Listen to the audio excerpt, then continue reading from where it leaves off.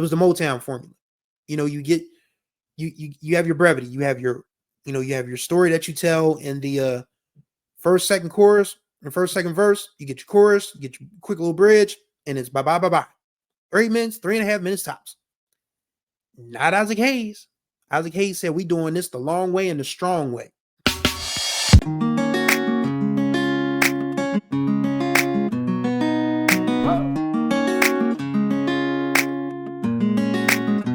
Everybody, you're right on time for another ride on the Groove Line with your boy Chris Stevens. Hopefully you all are doing well out there.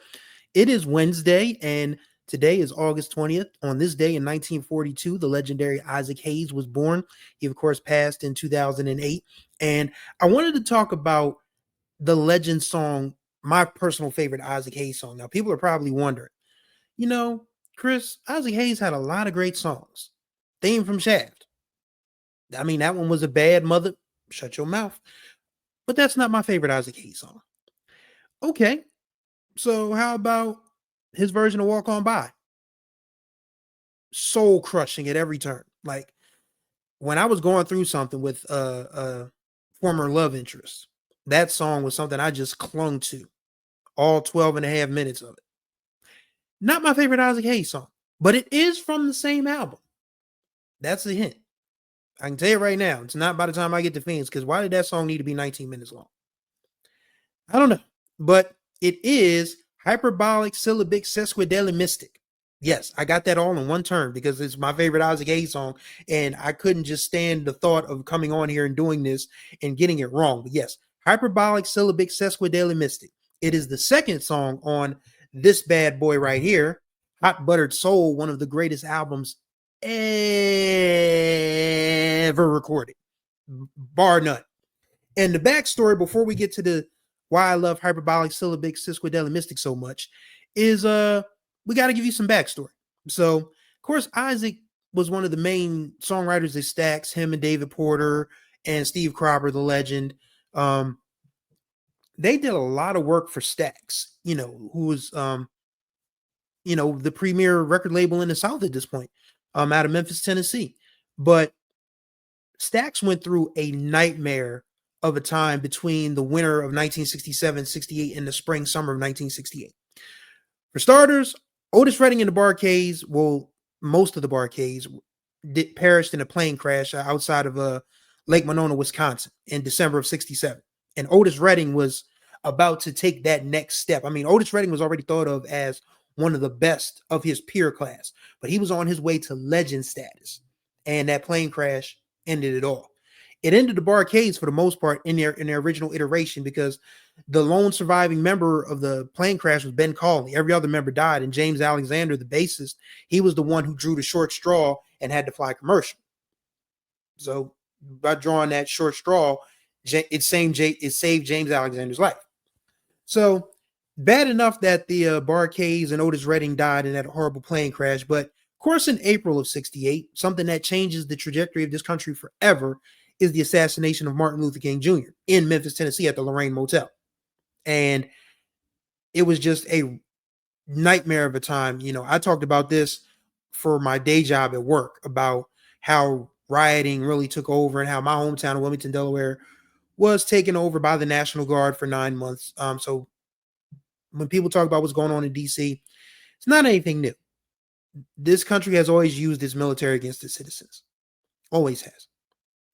And then in the summer of 68, Stax broke from Atlantic Records, but Atlantic Records had the rights to every Stax, album, song up to that point. We're talking about stuff like Gee Whiz by Carla Thomas, Otis Redding's entire catalog, Green Onions by Booker T and the MGs, Sam and Dave's Soul Man, Hold On, I'm Coming. All of that stuff prior to 1968 now belonged to Atlantic Records. So they were in the dark during the summer of 68. Spring, summer of 68. Then Al Bell, one of the most underrated music moguls, black, white, whatever of all time, was in charge of Stax at this point and said, you know what? We got to do something. So everybody, get your butt in the studio. Do something. I don't care what you do. Do something. And Isaac Hayes had released his debut album the previous year presenting Isaac Hayes and didn't do very well. So Isaac was like, yo, Al, man, if I'm gonna do this record, man, I gotta do it my way. Al said, you got it. Cool, go ahead. I mean, we can produce it together. It'll be fun. And it turned out to be one of the greatest records of all time. And it gave you a taste of what was to come in the 70s because people weren't doing really long songs like that back then in the late 60s, late 60s for the most part. Every song that you heard on the radio mostly went about 3.5 minutes tops. It was the Motown formula. You know, you have your brevity, you have your story that you tell in the first, second chorus, and first, second verse. You get your chorus, you get your quick little bridge, and it's bye bye bye bye. 3 minutes, 3.5 minutes tops. Not Isaac Hayes. Isaac Hayes said, we doing this the long way and the strong way. So, it starts off with Walk On By, which is 12 minutes long. And then here comes Hyperbolicsyllabicsesquedalymistic, which is 9.5 minutes long. And it's the only original song on the album. Everything else is a cover. Walk On By, of course, is in the Burt Bacharach, Hal David catalog. One Woman was done by somebody else. By the time I Get to Phoenix was a Jimmy Webb composition. I don't know if Jimmy did it first, but it was done before. But Hyperbolicsyllabicsesquedalymistic is the only original Isaac Hayes written song on the album, and it is the funkiest of them all. 9.5 minutes of I don't know if it's the first jam session song, but it's damn sure close. I mean, when you think about how, well, for one, the title of the song, as explained by the late Marvell Thomas, who was assisting with production and keyboard, says that it was just a term Isaac came up with for people who were just doing too much with their vocabulary, which makes sense when you think about it. Because what the hell is Hyperbolicsyllabicsesquedalymistic? Who knows? But it just turned out to be the title of the song. It's 9.5 minutes long, and it's just, I mean, I frown my face up every time I hear it because, you have that soft little piano intro, and here comes Michael Tolles on the guitar.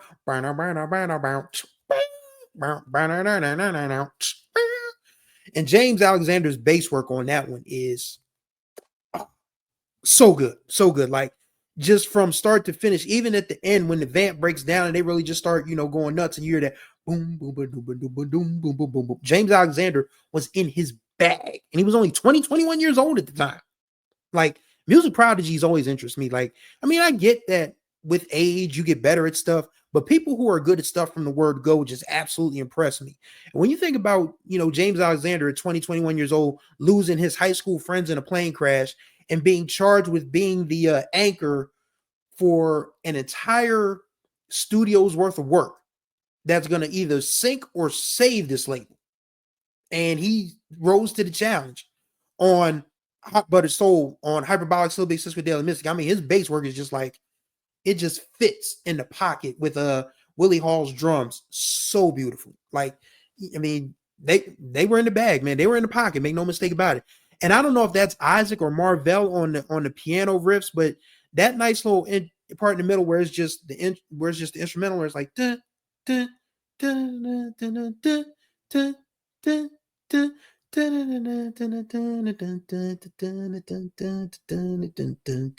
dun, like, that piano work is just scintillating when you take into account, that drum work from Willie Hall and James Alexander on the bass. It's like, sheesh, these dudes were on another level. They were on another planet, probably in another dimension, to be quite honest with you.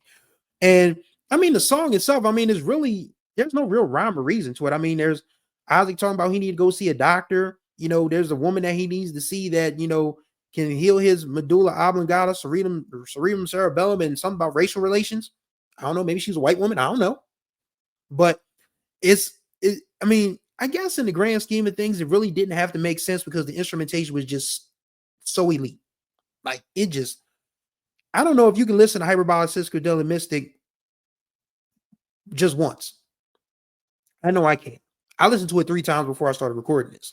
I was like, man, let me make sure I get the full effect of this song. And I didn't even say the title right, but that's okay. That's the first time I messed it up. But it's Hyperbolicsyllabicsesquedalymistic. Like, just if you got 10 minutes to spare, or 30, or 40, or a whole hour, because you'll probably want to run it back at least 2 or 3 times. If you run it back 5 times, that's about 9.5, or 45, 50 minutes. If you got an hour to kill, you can just listen to it and just find yourself amazed at just how in sync, how locked in everybody was on the instrumentation. Like I said, I don't know if that's Isaac or Marvell Thomas on the keys, but I do know that's Willie Hall on the drums, Michael Tolles on the wah wah fuzz guitar, James Alexander on the bass, and it just glides, man. It is just a song that you can play in the car when you're going for a ride somewhere, or something you can play when you're cleaning up your house, or whether you're cooking or baking or whatever. It's a top-notch song, man. And that's the song I wanted to talk about because Isaac Hayes really pioneered that vamp format, that jam format.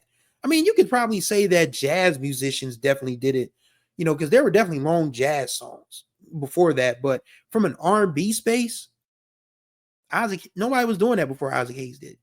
I mean, the longest songs back then, again, were about 3, 4. I mean, some songs veered over maybe into 5 minutes, maybe, but when you get songs that are literally, you get an album that averages, let's see, by the time I Get to Fiends was almost 19 minutes long.